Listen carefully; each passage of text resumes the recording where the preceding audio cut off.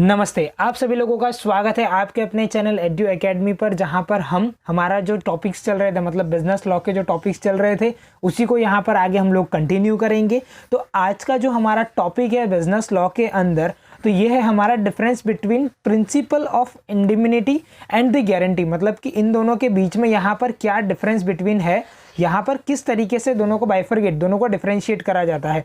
तो यहाँ पर सबसे पहले बताया गया है कि हमारा नेचर ऑफ लायबिलिटी यानी कि या तो वो इंडिमिनिटी होता है या तो गारंटी होता है। लायबिलिटी किस तरीके से काम करती है, अगर मैं आपको इंडिमिनिटी बात करूँ तो यहाँ पर जो लायबिलिटी रहती है वो ऑलवेज प्राइमरी रहती है एंड इंडिपेंडेंट रहती है। मतलब कि यहाँ पर जो भी इंडिमिनिटी होगा या तो फिर इंडिमिनिफायर होगा, उसकी लायबिलिटी डायरेक्टली क्या रहेगी, प्राइमरी रहेगी। मतलब कि लॉस या तो जो भी पर्टिकुलर वहाँ पे हो रहा है प्रॉपर्टी के साथ, उसको ये सीधा लायबल होगा काम करने के लिए, या तो उसकी पूरी की प्रॉपर्टी को वहां पे देखने के लिए। अगर गारंटर की अगर मैं बात करता हूं वहां पे, तो गारंटर के अंदर it is a secondary person, यानी कि ये जो है वो मेजर नहीं है, ये सेकेंडरी पर्सन है। सेकेंडरी पर्सन मतलब किस तरीके से कि अगर प्रिंसिपल पर्सन वहां पर अपना डेट जो है या तो डेटर जो है वो डिफॉल्ट होता है या तो पे करने के लिए लायबल नहीं हो पाता है, देन आफ्टर यहाँ पर क्या होगा, गारंटर की लायबिलिटी कंसिडर होती है और गारंटर की लायबिलिटी यहाँ पे शुरू होती है। नेक्स्ट अगर मैं बात करूं तो नंबर ऑफ पार्टीज की, तो यहां पर कितनी पार्टी इन्वॉल्व होती है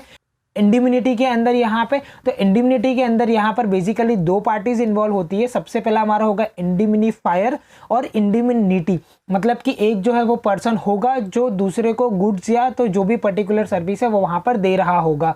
तो इस तरीके से यहाँ पे दो पार्टी इन्वॉल्व होती है। और गारंटी के अंदर यहाँ पर क्या होता है, तीन पार्टी इन्वॉल्व होती है। सबसे पहला कौन होगा, क्रेडिटर्स होगा, दूसरा कौन होगा, डेटर्स होगा, तीसरा कौन होगा, गारंटर होगा। गारंटर मतलब हम है यहाँ पे, और इंडिमिनिफायर मतलब कि हम है यहाँ पे। नेक्स्ट अगर मैं बात करूं तो पर्पस की, तो पर्पस यहां पर क्या होता है, it provide an compensation for the loss suffered by the indemnity. अब देखो यहां पर क्या होगा कि ये जो भी इंडिमिनिफायर होगा वो क्या बोला है, देखो यहां पे क्लियरली लिखा है कि provide the compensation for the loss suffered by the indemnity. अब यहां पर इंडिमिनिटी के बाद द्वारा जो भी वहां पे लॉस सफर्ड हुआ है उसको कौन करेगा, कंपेंसेट करके दिया जाएगा इंडिमिनिफायर के द्वारा। अब गारंटी के अंदर मैं अगर बात करूं तो इट प्रोवाइड एन एश्योरेंस। ये यहाँ पर क्या प्रोवाइड करते हैं, एश्योरेंस आपको देते हैं। किस चीज का एश्योरेंस देते हैं, परफॉर्मेंस ऑफ अ प्रॉमिस और द पेमेंट। मतलब कि यहाँ पर जो भी प्रॉमिस या तो जो भी पेमेंट के लेकर उन लोगों ने बात करी गई है एज ए गारंटर, उन लोगों ने वहाँ पे जो भी गारंटी ली है कि अगर यहाँ पर ये डेट पेमेंट नहीं करेगा तो मैं पे करूंगा। तो इस तरीके से यहाँ पर गारंटर का पर्पस क्या होता है कि एश्योरेंस देना कि अगर कोई भी चीज वहां पर अगर नहीं होती है पर्सन के द्वारा तो वो मैं एज ए गारंटर वहां पे आप लोगों को करके दूंगा।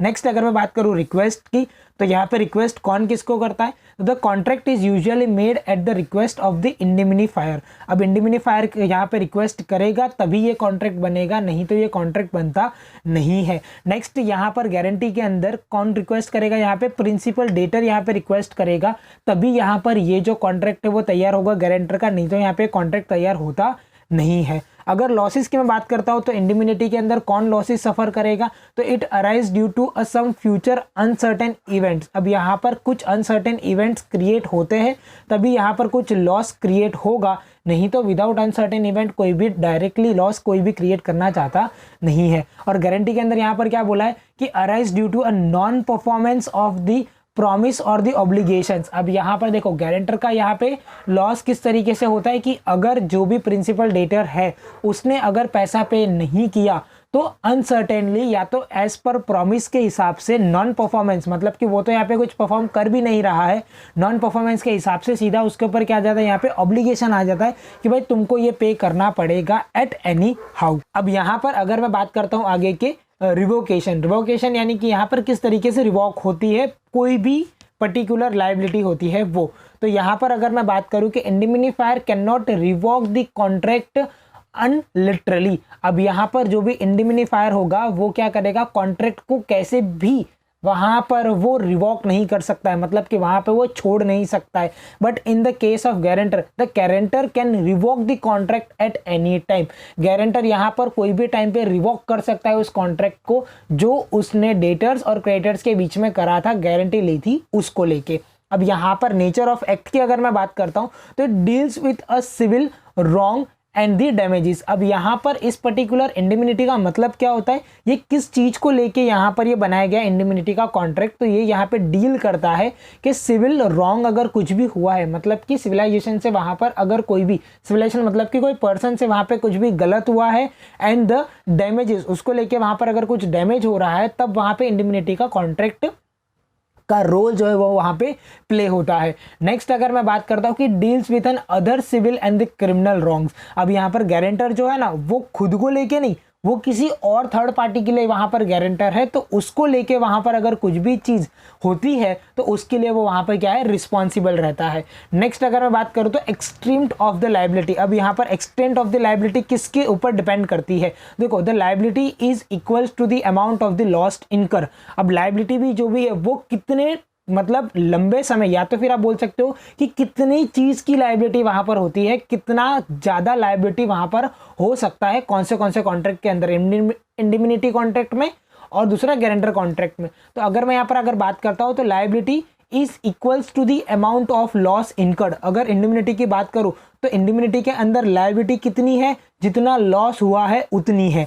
और अगर यहाँ पर मैं गारंटी की बात करूं तो यहाँ पर लायबिलिटी कितनी है, तो liability can be greater than the amount of the debt. अब यहाँ पर ध्यान रखना, अमाउंट ऑफ द डेट से भी लायबिलिटी बढ़ सकती है। क्यों, जैसे कि फॉर एग्जांपल कि आपके फ्रेंड ने लोन जो है वो 10 लाख की ली थी। अब आपको सीधी बात पता होनी चाहिए यहाँ पे कि लोन के ऊपर इंटरेस्ट लगता है।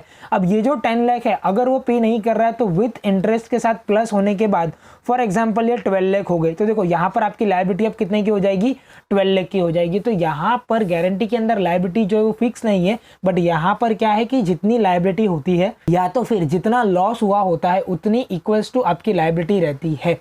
अगर मैं स्कोप की बात करता हूं यहाँ पर, तो इंडिमिनिटी के अंदर स्कोप किस तरीके से है, तो it usually related to a single transaction.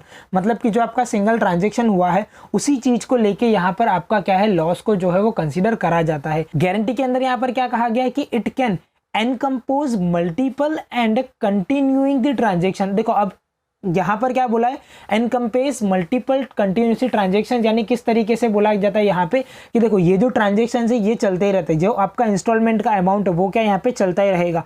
तो आपकी लायबिलिटी भी क्या है वहाँ पे चलती ही रहेगी, जब तक आपका फ्रेंड वहाँ पे अगर लोन पे नहीं कर देता है तब तक आपकी लायबिलिटी क्या है वहाँ पे कंटिन्यू ही रहेगी, चलती ही रहती है। तो इस तरीके से यहाँ पर बताया गया दोनों के डिफरेंट स्कोप होते हैं।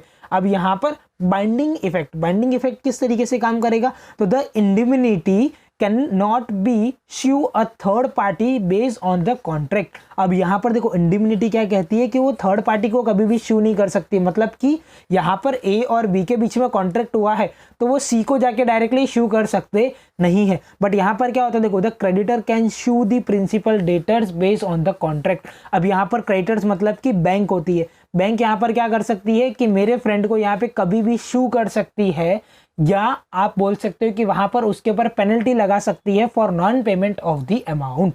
तो इस तरीके से यहाँ पर गारंटर के ऊपर भी वो सेम श्यू कर सकती हो, जो डेटर्स होगा मतलब कि जो गारंटर भी होता है उसके ऊपर भी वहां पर अचानक से श्यू आ सकता है अगर मेरे फ्रेंड ने पैसा पे नहीं करा तो इस तरीके से यहाँ पर क्या है, हमारे डिफरेंस बिटवीन बताए जाते हैं दोनों पार्टीज के बीच में, या तो आप बोल सकते हो कि दोनों कॉन्ट्रैक्ट्स के बीच में, इंडिमिनिटी कॉन्ट्रैक्ट्स के बीच में और गारंटी कॉन्ट्रैक्ट्स के बीच में। तो इस तरीके से यहाँ पर ये जो डिफरेंस बिटवीन था, ये जो टॉपिक था वो हमने यहाँ पे कवर किया, difference between principle of indemnity and the guarantee. तो मिलते हैं हम लोग नेक्स्ट लेक्चर में जहां पर हम लोग समझेंगे इसी के डिफरेंट जो कॉन्सेप्ट होते हैं, वो जैसे कि बेलर हो गया, बेली हो गया, तो वो सारे कॉन्टेक्स्ट को हम लोग यहाँ पे समझेंगे। तो तब तक के लिए आप इस चैनल को कर दो सब्सक्राइब, अपने फ्रेंड्स के साथ शेयर। तो मिलते हैं अपने नेक्स्ट लेक्चर में।